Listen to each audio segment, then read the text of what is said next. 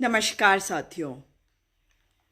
आज किसान कानूनों पर माननीय उच्चतम न्यायालय ने फैसला सुनाना था, मगर वहाँ पर सुनवाई भी हुई, बात कुछ बहस हुई, बहुत सारी बातों का जवाब भी दिया गया, सवाल हुए। इसकी उम्मीद आज नहीं थी, मगर ये हुआ और ये बड़ी खुशी की बात है। हम माननीय उच्च उच्चतम न्यायालय का सम्मान करते हैं, देश के हर न्यायालय का सम्मान करते हैं। और वहाँ पर ये कहा गया कि ये जो कानून है इन पर रोक लगाई गई। जी हाँ, इन पर रोक लगा दी गई, मगर इसके साथ साथ कुछ बातें हैं जो मैं आपके सामने रखना चाहती हूँ। बहुत सारी बातें जो हैं भारतीय जनता पार्टी की आईटी सेल के द्वारा भ्रमित करने के लिए फैलाई जा रही है, परंतु मैं आपको सत्यता बताना चाहती हूँ। और ये सत्यता क्या है? ये है कि आज जो समिति का गठन किया है माननीय उच्चतम न्यायालय ने, उस पर सवाल है, क्योंकि माननीय उच्चतम न्यायालय ने ये कहा है कि कॉन्ट्रैक्ट जो है उस पर रोक लगाई है। माननीय उच्चतम न्यायालय ने रोक लगाई है, मगर कानूनों को खारिज नहीं किया है, रद्द नहीं किया है। उन्होंने एक समिति बनाई है और ये समिति सरकार ने नहीं बनाई है, माननीय उच्चतम न्यायालय ने बनाई है। मगर जो हमारे किसान भाई हैं वो उस पर सवाल कर रहे हैं, और वो क्यों कर रहे हैं मैं आपको उसके बारे में बताना चाहती हूँ। सबसे पहले तो आपको बता दूं कि जो ये मैटर आया, इसका संज्ञान जो है हमारे माननीय उच्चतम न्यायालय ने क्यों लिया, क्योंकि इसमें जो पिटिशन थी उसमें ये कहा जा रहा था कि क्योंकि किसान भाई जो हैं, उनके परिवार और सारे जितने लोग हैं वे सब दिल्ली के आसपास, दिल्ली के बॉर्डर्स पर बैठे हैं, तो 3,500 करोड़ का नुकसान हर दिन का हो रहा है। इसलिए इसमें संज्ञान लिया जाए, जो माननीय उच्चतम न्यायालय ने लिया। हमारे किसान, याद रखिएगा, हमारे किसान जो हैं वो कोर्ट नहीं गए हैं। जो लोग इसमें पिटिशन मूव कर रहे हैं वो हमारे किसान भाई नहीं है। पहला पॉइंट ये याद रखिएगा। और इस कानून पर केवल रोक लगाई गई है, इसको वापस नहीं लिया गया है। ये है दूसरा पॉइंट।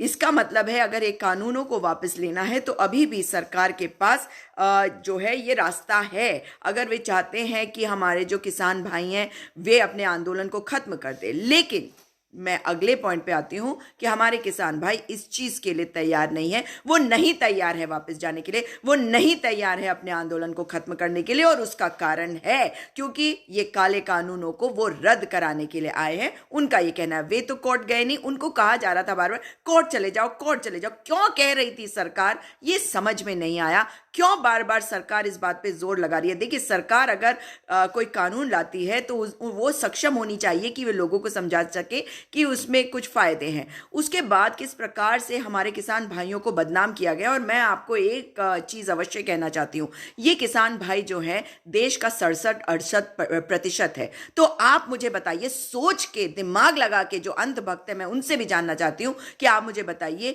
कि क्या इन्होंने वोट नहीं दिया? अगर प्रचंड बहुमत की सरकार है और ये भारत में कांग्रेस मुक्त सरकार बनी है, कांग्रेस को मुक्त कर दिया था भारतीय जनता पार्टी की इस मोदी सरकार ने, जो एक झूठी भ्रम फैलाने वाली और गलत बातें कहकर नैरेटिव सेट करने वाली सरकार है। ये बेशरम सरकार है। मगर मैं आपसे जानना चाहती हूं कि 67-68% जो हमारे किसान भाई हैं, क्या उन किसानों ने वोट नहीं दिया? आप मुझे बताइए कि इनमें से अगर पूरे देश में आप वोट परसेंटेज देखेंगे और कौन वोट देता है तो आपको साफ पता चल जाएगा कि हमारे किसान भाई जो हैं उनमें से और कुछ नहीं तो 60% किसान जो हैं उन्होंने वोट इन्हें अवश्य दिया ही होगा, और उसी वजह से ये जीते हैं। मगर आज ये कह रहे हैं कि इनको भ्रमित कर रही है कांग्रेस पार्टी, इन्हें भ्रमित कर रही है वामपंथी। और कोर्ट में भी बहस के दौरान जो सरकार का प्रतीक होता है, यानी कि जो सरकार का प्रतिनिधित्व वहां करता है,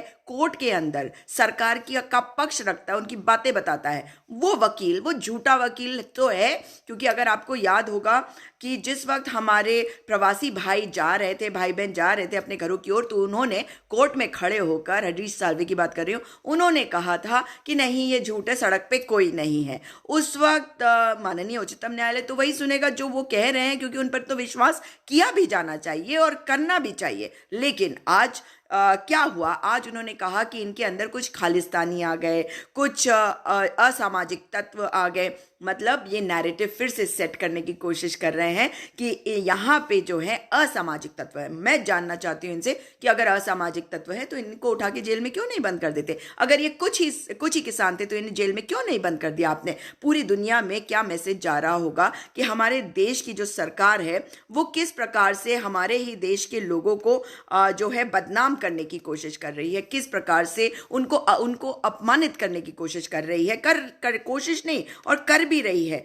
अब देखिए कि आज जो हुआ है, मैं उसके विषय में आपको बता दूं कि हमारे जो किसान भाई हैं उनको किस चीज से अब दिक्कत है, वो किस चीज के लिए सहमत नहीं है। माननीय उच्चतम न्यायालय ने इन कानूनों पे रोक लगा दी, उसका स्वागत है। माननीय उच्चतम न्यायालय ने सरकार को फटकार लगाई, उसका स्वागत है। माननीय उच्चतम न्यायालय ने कहा कि हम कानूनों को रद्द नहीं कर सकते और ये जो कानून है इस पे रोक लगा सकते हैं, रोक लगा देते हैं।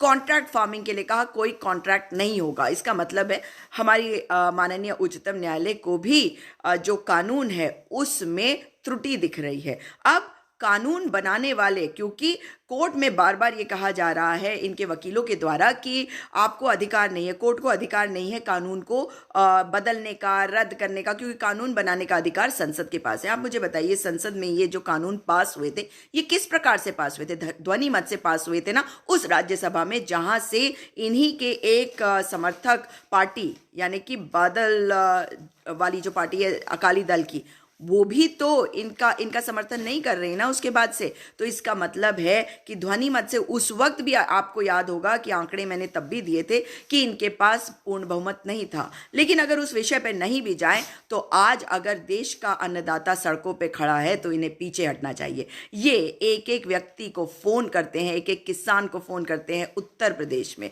उन पर दबाव डालते हैं, उन पर नजर रखते हैं, उनसे पूछते हैं कि वे कहाँ जा रहे हैं, किसके साथ मिल रहे हैं और कहीं वो कोई आंदोलन में प्रतिभाग तो नहीं करने जा रहे, उन्हें रोकने की पूरी कोशिश कर रहे हैं जहां जहां भारतीय जनता पार्टी की सरकार है। ये देश में आज जो हो रहा है वो है भारतीय जनता पार्टी की घटिया और गंदी राजनीति। ये मामला किसान और जो केंद्र सरकार है उसके बीच का, सरकार और किसान के बीच के मामले में कोई अधिकार नहीं है कि भारतीय जनता पार्टी अपनी घटिया और गंदी राजनीति करे। सरकार जो है वो सबकी है, सरकार कोई भारतीय जनता पार्टी की नहीं है। जिस प्रकार से वे इस पूरे मैटर को किसानों से हटाकर विपक्ष के ऊपर ले जाना चाहती है, इसलिए इस बात की ओर बिल्कुल ध्यान ना दीजिए, इस बात को बिल्कुल ना करिए कि जब वे कहते हैं कि अरे इनको भ्रमित किया गया और यही कोर्ट में भी कहा गया है।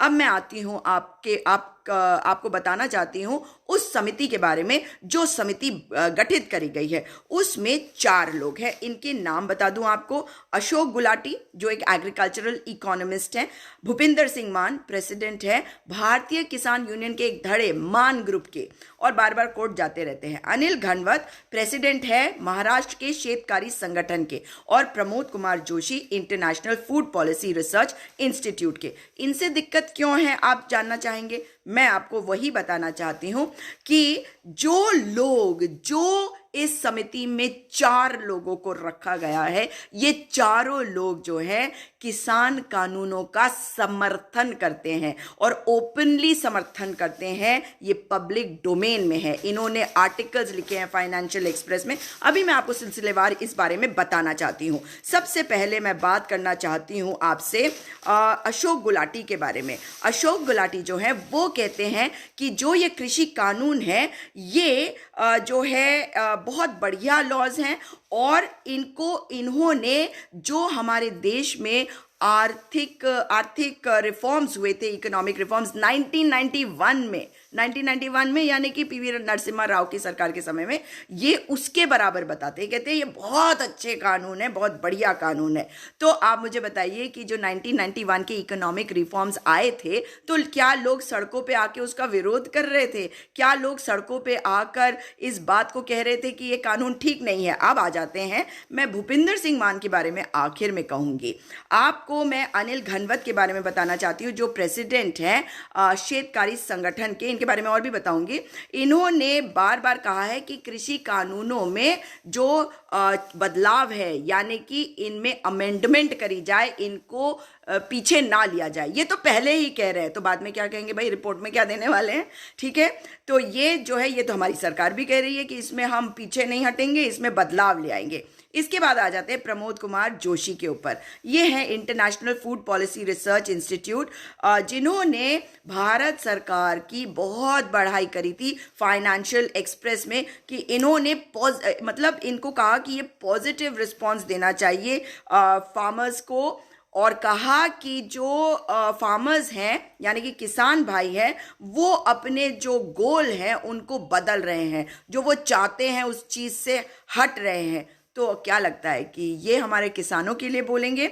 अब बताइए मुझे कि मैं आती हूँ चौथे नाम पर, जो नाम है भूपिंदर सिंह मान, जो प्रेसिडेंट है भारतीय किसान यूनियन के उस धड़े के जिसका नाम है भारतीय किसान यूनियन मान।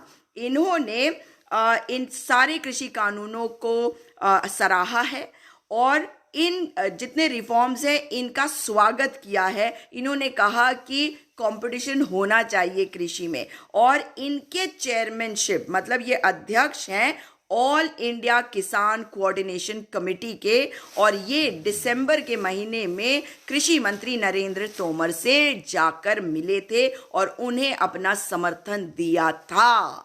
ये पेटिशनर है, पेटिशनर उस समिति का मेंबर है। जो पेटिशनर ये कह रहा है कोर्ट को कि ये जो पूरा आंदोलन है इसे खत्म कर दिया जाना चाहिए, वो पेटिशनर जो है आज उस समिति का मेंबर बनाया गया है, जो समिति ये तय करेगी कि बातचीत करेगी किसानों से और किसी हल पे पहुंचेगी। तो आप मुझे बताइए कि क्या आपको लगता है कि जो किसान कह रहे हैं वो गलत है?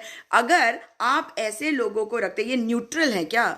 मतलब अगर प्रिंसिपल्स ऑफ नेचुरल जस्टिस के बारे में हम बात करें तो ये प्रिंसिपल्स ऑफ नेचुरल जस्टिस के हिसाब से है क्या? मेरे तो ये सवाल है, मैं तो स्टूडेंट हूँ लॉ की, मैं तो जानना चाहती हूँ कि आपको क्या कोई संदेह है, कोई भी ऐसा लगता है एक भी पॉइंट कि ये जो समिति बनी है ये आंदोलनरत किसानों के बारे में सोचेंगे, उनकी बात को ज़रा भी तवज्जो देंगे, अपने स्टैंड से ज़रा भी हटेंगे? और मैं आपको बता दूं, ये जो आर्टिकल्स है, ये जो मिलने गए हैं कृषि मंत्री से, ये सारी चीज़ें पब्लिक डोमेन में है। मैंने केवल और केवल पूरे इंटरनेट में से इनसे ढूंढ के निकाला है। तो आप मुझे बताइए कि ये कमेटी अपनी रिपोर्ट जो देगी वो आपको क्या लगता है कि क्या देगी?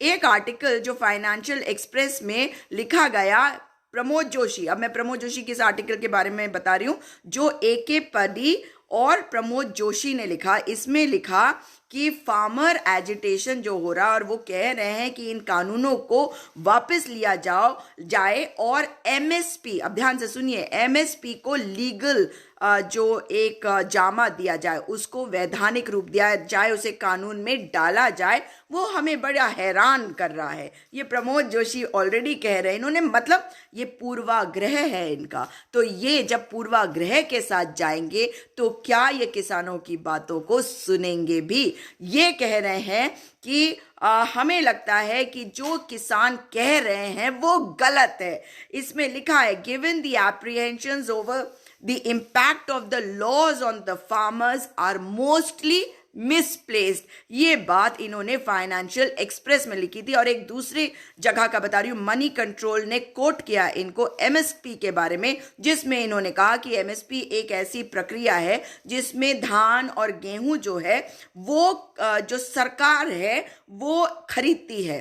ठीक है, सरकार जो है 1 महीने के लिए सीजन के दौरान खरीदती है और इनको बेचने के लिए जो मंडियां हैं वो हैं जहां पे इन्हें बेचा या खरीदा जाता है।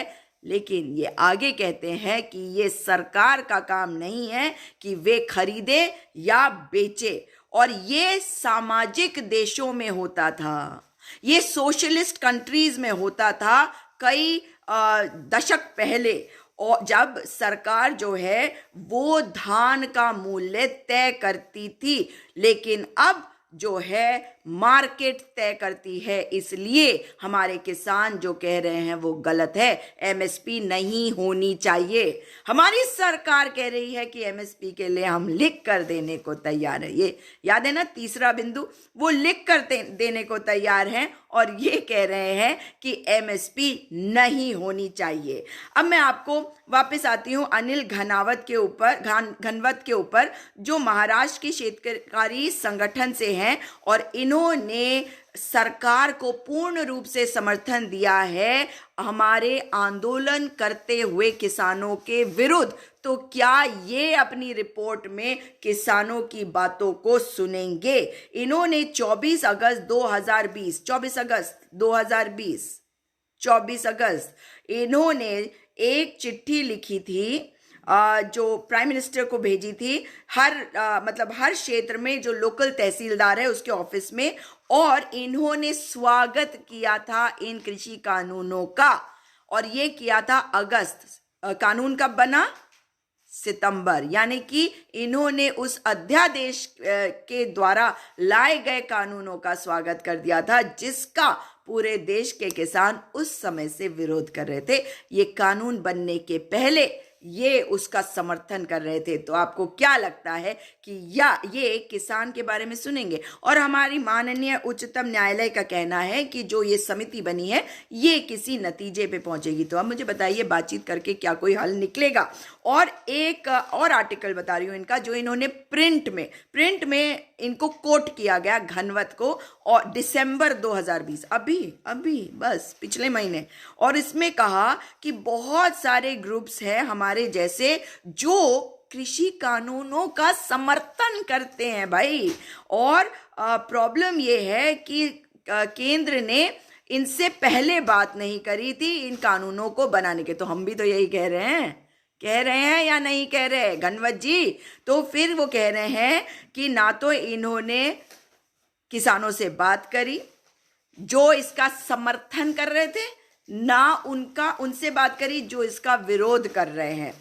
इसलिए इसमें और भी बहुत कुछ करने की आवश्यकता है। ये अब घनवत कह रहे हैं, इसमें और बहुत कुछ करने की आवश्यकता है। मतलब ये भी मानते हैं कि बिना हितधारक की सलाह के ये कानून बना दिए गए। और सबसे दिक्कत वाली बात जो है, इन्होंने कहा है कि इन्होंने एक बात आपको ये भी बता दूं कि इनका जो शेतकारी संगठन है, इन्होंने कुछ जो बदलाव है नए कानून में उसके लिए भी कहा है। इन्होंने कहा कि जो राज्य सरकारें हैं उनको ये अधिकार होना चाहिए कि जो मंडियां हैं, एपीएमसी है और कॉन्ट्रैक्ट फार्मिंग है, उसके ऊपर उन्हें कानून बनाने का अधिकार दे दिया जाना चाहिए। मतलब ये भी मान रहे हैं कि इसमें गलती है, मगर शायद इन्हें पद्मश्री चाहिए। खैर, वो एक अलग विषय है। लेकिन ये कह रहे हैं कि मंडी के बारे में वो तय करें। तो मंडी तो पहले भी वही तय करते थे। एक और चीज याद रखिएगा, मंडी जो है, मंडी बनाने का जो कानून है वो राज्य सरकारें बनाती हैं, वो जो है वो केंद्र सरकार नहीं बनाती। मैं आपको ये बता दूं कि अशोक गुलाटी जो हैं, इन्हें पद्मश्री दिया गया था मौजूदा सरकार के द्वारा 2015 में। 2014 में सरकार आई थी, 2015 से ये सरकार का समर्थन भी कर रहे हैं, लेकिन उसके लिए नहीं दिया जाता पद्मश्री, वो एक अलग विषय है। लेकिन ये कह क्या रहे हैं? ये कह रहे हैं ये अशोक गुलाटी जी कि ऑपोजिशन यानी कि विपक्ष जो है वो गुमराह है। और ये जो प्रमोद जोशी, ये अशोक गुलाटी जी है, ये भी एमएसपी के विरुद्ध है। ये कहते हैं कि रिकमेंडेशन कानून किसानों के खिलाफ इन्होंने दिया भी है, इन्होंने कहा भी है, और ये रिकमेंडेशन है जो ये दे चुके हैं। अब अनिल घनवत जो है एक और बात कहते हैं, वे कहते हैं कानूनों में सुधार हो मगर रद्द करने की जिद को छोड़ दो। मतलब इन्होंने पहले से ही पूर्वाग्रह कि नहीं इसको वो रद्द नहीं किया जाएगा, इसमें तुम चेंजेस करवा दो। और ओपन मार्केट का समर्थन कर रहे हैं ये, कि कोई भी आए खरीदार, मतलब बड़ा व्यापारी। इस वक्त जो चीज हो रही है, अगर बहुत सारे लोग होते तो बात अलग है, लेकिन आज जो देश की स्थिति है वो आप भी जानते हैं। इस वजह से ये इसका विरोध कर रहे हैं। और जैसा कि मैंने आपको बताया कि भूपिंदर सिंह मान जो है बीकेयू मान के अध्यक्ष हैं, वो ऑल इंडिया किसान कोऑर्डिनेशन कमेटी के अध्यक्ष हैं, जिसमें बहुत सारे वो वाले किसान संगठनों को रखा गया है। वही जो सरकार का पक्ष, आपको याद है चिट्ठियां लिखवाई थी सरकार ने, वह सरकार कानून ला रही है और लिखवा रही है। लेकिन मैं आपको बता दूं कि किसान वापस नहीं जा रहा। किसान ये कह रहा है कि हमें ये मंजूर नहीं है, क्योंकि नेचुरल जस्टिस ये होता है कि कोई न्यूट्रल व्यक्ति हो। लेकिन ये तो अननेचुरल हो जाएगा ना कि जो पहले से ये तय कर चुका है कि आप गलत हैं, उसको आपने समिति में रखा गया है। तो मैं उम्मीद कर रही हूँ कि शायद कल माननीय उच्चतम न्यायालय, हो सकता है कि किसी कारण से ये बातों को उन्होंने ध्यान नहीं दिया हो सकता है कि अब ये बातें क्योंकि किसानों की तरफ से आई है वो देखेंगे। और जिस प्रकार से आज कोर्ट में भी हमारे किसान भाइयों को बदनाम करने की कोशिश करी गई थी सरकारी वकीलों के द्वारा, उन्हें फिर से खालिस्तानी और कई गलत शब्दों का इस्तेमाल किया गया। और आप आज भी सुनेंगे कि जितने भारतीय जनता पार्टी के प्रवक्ता हैं वो अजब गजब की बातें कर रहे हैं। मेरा उनसे निवेदन है, वो भी इस देश के वासी हैं, और हमारे किसान अगर कुछ गलत कह रहे हैं तो देश पहले होता है, याद रखिएगा। और ये वो किसान हैं जिनकी वजह से आप सत्ता में हैं। तो आप जब पंचायत का चुनाव लड़ते हैं मेरे